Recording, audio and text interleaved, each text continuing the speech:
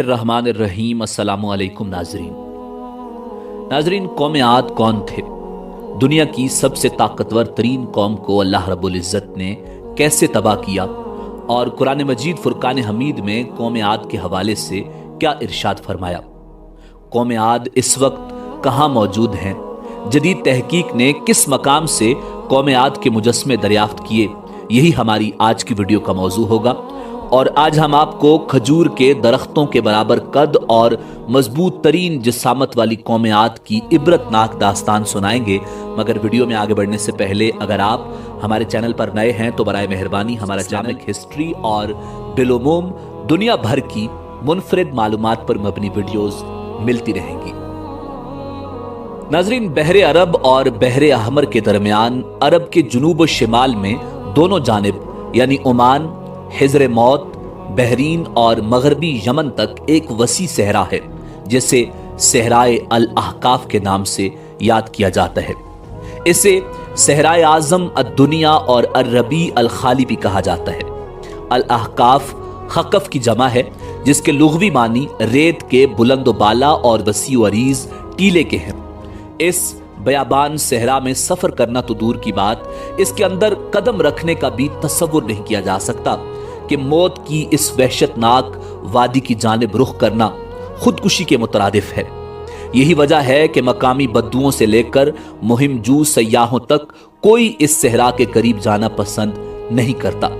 सफेद और बारीक रेत के हजारों फीट ऊंचे पहाड़ों में अगर कोई शय फेंकी जाए तो वो लम्हों में गर्क हो जाती है और रेत की सतह पर जुम्बिश तक नहीं होती। ये सहरा अल्लाह बुजुर्ग बरतर की खुली निशानियों में से है और अहले दुनिया के लिए इबरत भी। अल अहकाफ नामी इस भयानक वादी को देखकर यह गुमान भी नहीं किया जा सकता कि यह किसी जमाने में दुनिया का सबसे ज्यादा सरसब्ज और शादाब इलाका था, जहां बेशुमार फलों और फूलों के वसी बागात, ठंडे पानी के चश्मे, आबशारें और बुलंद बाला इमारतें थीं, जिसमें दुनिया की सबसे ज्यादा ताकतवर, मालदार और शानदार तमद्दुन रखने वाली कौम आद आबाद थी। ये दुनिया के सबसे ज्यादा कदावर और जोरावर इंसान थे। इतने ताकतवर लोग अल्लाह ने फिर पैदा नहीं किए, जैसा कि अल्लाह जल्ला शानुहु ने कुरान मजीद फुरकान हमीद में इरशाद फरमाया, इन जैसी कोई कौम और मुल्कों में पैदा नहीं की गई। हिजर मौत और नजरान के दरमियानी इलाके अल अहकाफ में कौम आद के, जिसे कौम इरम भी कहा जाता है, 13 कबाइल आबाद थे। कौम आद के अल अहकाफ में रहने से मुताल्लिक कुरान मजीद फुरकान हमीद में अल्लाह रब्बुल इज़्ज़त ने इरशाद फरमाया, ऊद को याद करो जबकि उसने अपनी कौम को अहकाफ में डराया। नाज़रीन, अल्लामा जलालुद्दीन सुयूती रहमतुल्लाह अलैह अपनी तफसीर दुर्र मंशूर में तहरीर करते हैं कि कौम आद निहायत जोरावर और बहादुर कौम थी। ये बुत परस्त थे। उनके 2 बुतों के नाम हमूद और हब बयान किए गए हैं। इब्ने कसीर ने अपनी तफसीर में तीसरे बुत का नाम समद भी बयान किया है। नाजरीन, आद एक कदीम अरबी कौम है जिसका जिक्र कुरान मजीद फुरकान हमीद में सूरह हूद और सूरह फजर में आता है। इस कौम पर हजरत हूद अलैहिस्सलाम को नबी बनाकर भेजा गया था। जब इस कौम ने शिर्क और बुत परस्ती तर्क न की तो अल्लाह रब्बुल इज़्ज़त ने अजाब नाजिल करके इसे तबाह कर दिया।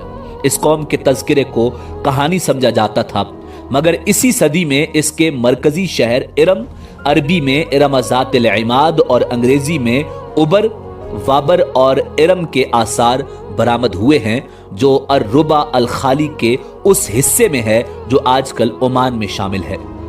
आद असल में हजरत नूह अला नबीना अलैहिस्सलाम की चौथी पुश्त से थे। आद बिन औज बिन इरम बिन साम बिन नूह, और उनके नाम पर इस कौम को पुकारा जाता है, यानी इस कौम का नाम इनके जद्द अमजद के नाम पर था। कौम आद को मशहूर रिवायात के मुताबिक एक अजीम आंधी से तबाह किया गया था। कुरान के मुताबिक ये कौम दुनिया और आखिरत दोनों में अल्लाह की रहमत से दूर और महरूम है। नाज़रीन, जदीद तहकीक के मुताबिक ये कौम 3000 साल कबल मसीह से लेकर पहली सदी ईस्वी तक मौजूद थी। इनको 1000 सुतूनों वाले शहर की कौम भी कहा जाता है।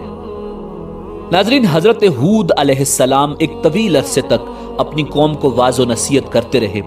कभी वो उन्हें अल्लाह की तरफ से अता करदा नेमतों की याद दिलाते تو کبھی عذاب الہی سے ڈراتے، مگر وہ بہرے اور اندھے بنے رہے۔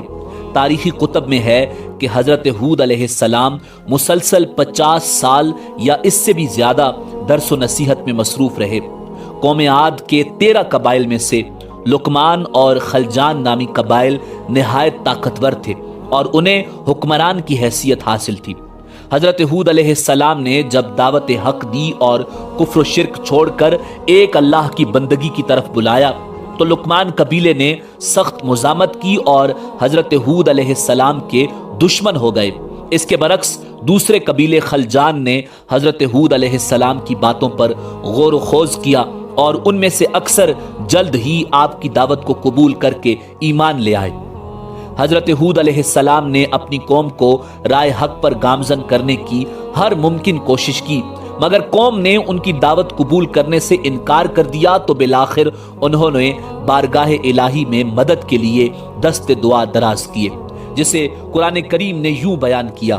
نبی نے دعا کی کہ اے پروردگار، انہوں نے مجھے جھوٹا کہا ہے پر تو میری مدد فرما۔ اللہ نے اپنے نبی کی فریاد کے جواب میں فرمایا، اے نبی، یہ بہت جلد اپنے کیے پر پچھتانے لگیں گے۔ ناظرین، اللہ رب العزت نے اپنے نبی کی دعا قبول فرمائی اور قوم عاد پر عذاب کی ابتدا ہو گئی۔ بادلوں کے فرشتے کو حکم دیا گیا کہ اب بارش نہ برسائی جائے۔ چشموں کے فرشتے کو حکم دیا گیا کہ ان کے ٹھنڈے، میٹھے اور شفاف پانی سے لبریز چشموں اور آبشاروں کو خشک کر دو۔ ناظرین، روایات میں آتا ہے کہ دیکھتے ہی دیکھتے ان کے سرسبز و شاداب کھیت و کھلیان سوکھنے لگے اور مویشی مرنے لگے، یہاں تک کہ لوگ پینے کے پانی تک کو ترسنے لگے۔ کثیر تعداد میں پیدا ہونے والے پھل اور اناج ناپید ہو گئے۔ پوری قوم خشک سالی کا شکار ہو کر بدحال اور پریشان ہو گئی۔ یہ سلسلہ مسلسل 3 سال تک جاری رہا۔ حضرت ہود علیہ السلام نے اپنی قوم کی طرف دیکھا تو پریشان ہو گئے۔ آپ بہت افسردہ اور پریشان رہنے لگے اور پھر ایک دن انہوں نے اپنی قوم سے فرمایا، اے میری قوم کے لوگوں، تم اپنے پالنے والے سے بخشش مانگو، اس کے آگے توبہ اور استغفار کرو، وہ تم پر آسمان سے بارش برسائے گا اور تمہاری طاقت و قوت میں اضافہ فرمائے گا، اور دیکھو گنہگار بن کر روگردانی نہ کرو۔ قرآن کریم اور احادیث مبارکہ میں توبہ و استغفار کے بڑے فوائد بیان کیے گئے ہیں۔ ناظرین، ابن ماجہ اور ابو داؤد میں حدیث مبارکہ ہے کہ جو پابندی سے استغفار کرتا ہے، اللہ رب العزت اس کے لیے ہر فکر سے کشادگی اور ہر تنگی سے راستہ بنا دیتا ہے اور اسے ایسی جگہ سے روزی دیتا ہے جو اس کے وہم و گمان میں بھی نہیں ہوتی۔ بہرحال حضرت ہود علیہ السلام کے لاکھ سمجھانے کے باوجود اس قوم پر کوئی اثر نہ ہوا، بلکہ نہایت ڈھٹائی کا مظاہرہ کرتے ہوئے کہنے لگے کہ ہم محض تیرے کہنے پر اپنے آباء و اجداد کے اور اپنے ان معبودوں کو نہیں چھوڑ سکتے جو ہمارے آباء و اجداد سے چلے آئے ہیں۔ قرآن کریم نے اسے یوں بیان کیا ہے، اے ہود، تم ہمارے پاس کوئی دلیل تو لائے نہیں، اور ہم صرف تمہارے کہنے سے نہ اپنے معبودوں کو چھوڑنے والے ہیں اور نہ تم پر ایمان لانے والے، بلکہ ہم تو یہ سمجھتے ہیں کہ ہمارے کسی معبود نے تمہیں آسیب زدہ دیوانہ کر دیا ہے۔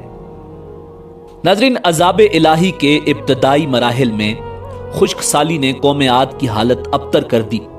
ان کے سرداروں اور دانشوروں نے اس سے نجات پانے کے لیے مختلف تدابیر پر غور و خوض شروع کر دیا۔ یہ بات بڑی حیران کن ہے کہ پچھلی قوموں کو جب کبھی کوئی مشکل آ گھیرتی تو وہ اس سے نجات کے لیے حجاز مقدس کا سفر کرتے اور بیت اللہ شریف میں جا کر اللہ کے آگے آہوزاری کرتے، یعنی کافر قومیں بھی اس حقیقت کو تسلیم کرتی تھی کہ اس ارض و سما میں ایک لافانی قوت موجود ہے، مگر اس کے باوجود جب نبی اور رسول یہ بات کہتے تو ان کی عقل پر پردہ پڑ جاتا۔ قوم عاد کے سرداروں نے بھی یہی فیصلہ کیا کہ قوم کے سرکردہ افراد بیت اللہ شریف جا کر ان دیکھے خدا کے سامنے فریاد کرتے ہیں۔ چنانچہ مختلف قبائل کے سرداروں اور دیگر اہم افراد پر مشتمل 70 افراد کا ایک وفد حجاز مقدس روانہ ہوا۔ اس زمانے میں مکہ مکرمہ پر قوم امالیک کی حکمرانی تھی، جس کا سردار معاویہ بن بکر تھا، اور معاویہ کی والدہ قوم عاد سے تعلق رکھتی تھی۔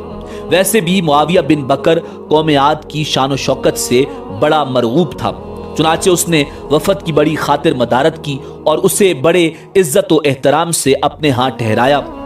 तबरी की रिवायत है कि उस वफद में 2 अफराद मुर्शिद बिन साद और लुकमान बिन लकीम साहिब ईमान और हजरत हूद अलैहिस्सलाम के पैरोकार थे।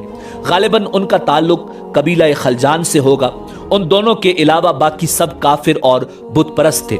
मुआविया ने उनके एजाज में रक्स व सुरूर की महाफिल का एहतमाम किया और तकरीबन 1 माह तक ये लोग अपने आने का मकसद फरामोश करके ऐशो इशरत और शराब व शबाब की महाफिल में मदहोश रहे। जब उनका कयाम तवील हो गया तो मुआविया बिन बकर को उनके वापस जाने की फिक्र लाहिक हुई। काफी सोच विचार के बाद उसने नाचने गाने वालियों के जरिए चंद अशार की सूरत में उन्हें उनके आने का मकसद याद करवाया, जिस पर वफद को होश आया। तारीखी कुतब में दर्ज है कि उस मौका पर वफद में शामिल मुर्शिद और लुकमान ने एक बार फिर उन्हें समझाने की कोशिश की, जो कुछ हजरत हूद कहते हैं उस पर ईमान ले आओ, मगर वो न माने। वफद बैतुल्ला शरीफ गया और बारिश की दुआएं मांगनी शुरू कर दी। अभी थोड़ी ही देर गुजरी थी कि अल्लाह रब्बुल इज्जत ने आसमान पर 3 रंगों के बादल भेज दिए, जिनमें एक सफेद था, दूसरा स्याह और तीसरा सुर्ख। उसके साथ ही आसमानों से निदाए गैब आई, अपने और अपनी कौम के लिए इन तीनों में से किसी एक को पसंद कर लो। चुनाचे वफद ने सोच विचार के बाद स्याह बादल को अपने लिए पसंद किया, जिसके साथ ही सुर्ख और सफेद टुकड़े आसमान से गायब हो गए और अब्र स्याह आहिस्ता आहिस्ता आसमान पर छाने लगा। वो लोग अपनी दुआ की कबूलियत पर बड़े खुश थे और समझते थे कि अब खुश्क साली खत्म हो जाएगी। नाज़रीन, रिवायात में आता है कि पूरी कौम ने खुशियां मनानी शुरू कर दी, मगर हजरत हूद अलैहिस्सलाम समझ गए थे कि ये अजाब इलाही है। लिहाजा उन्होंने एक बार फिर अपनी कौम को मुखातिब करते हुए फरमाया, ऐ मेरी कौम, ये अल्लाह का अजाब है जो तुम पर नाजिल हुआ चाहता है। फिर उन्होंने अल्लाह ताला का फरमान उन्हें सुनाया, नहीं बल्कि दरअसल ये अबर वो अजाब है जिसकी तुम जल्दी कर रहे थे। ये हवा का तूफान है जिसमें दर्दनाक अजाब चला रहा है, जो अपने रब के हुक्म से हर चीज तबाह कर डालेगा।